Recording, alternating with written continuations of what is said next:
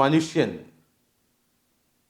സ്വയം സംസ്കരണം നടത്തേണ്ടതുണ്ടോ? അതിനുള്ള മറുപടി, അവൻ സ്വയം സംസ്കരണം നടത്തൽ മാത്രമല്ല അവൻ്റെ കുടുംബത്തെയും സംസ്കരിക്കൽ അനിവാര്യമാണ് എന്നതാണ്. അല്ലാഹു തആല പറഞ്ഞു, യാ അയ്യുഹല്ലദീന ആമനു ഖൂ അൻഫുസകും വഅഹ്ലീകും നാറ.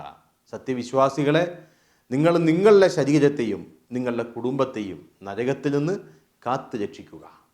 അപ്പോൾ നമ്മൾ സ്വയം നന്നാകണം, നല്ല കാര്യങ്ങൾ ചെയ്യണം, നമ്മുടെ കുടുംബത്തെയും നന്നാക്കുകയും നന്മകൾ ചെയ്യാൻ അവരെ പ്രേരിപ്പിക്കുകയും വേണം എന്നതാണ്. ആ നിലക്ക് നന്മകൾ നിർവഹിച്ചുകൊണ്ട്, അമലി സ്വാലിഹാത്തുകൾ നിർവഹിച്ചുകൊണ്ട് നരകത്തിൽ നിന്ന് നമ്മൾ രക്ഷപ്പെടണം, നമ്മുടെ കുടുംബവും രക്ഷപ്പെടേണ്ടതുണ്ട്.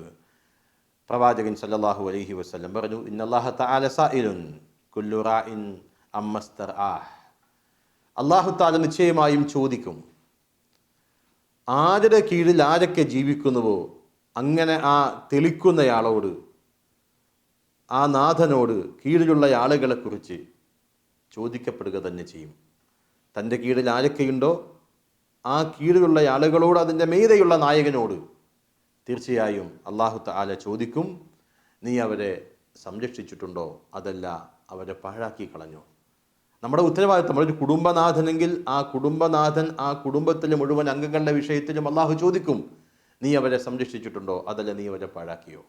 അപ്പോൾ മുഴുവൻ ആളുകളും ചോദ്യം ചെയ്യപ്പെടും. അപ്പം നമ്മൾ സ്വയം നന്നാകണം, സ്വന്തം ഇസ്ലാഹ് സംസ്കരണം ഉണ്ടാകണം, നമ്മുടെ കുടുംബത്തെയും സംസ്കരിക്കൽ അനിവാര്യമാണ് എന്ന് മനസ്സിലാക്കുക.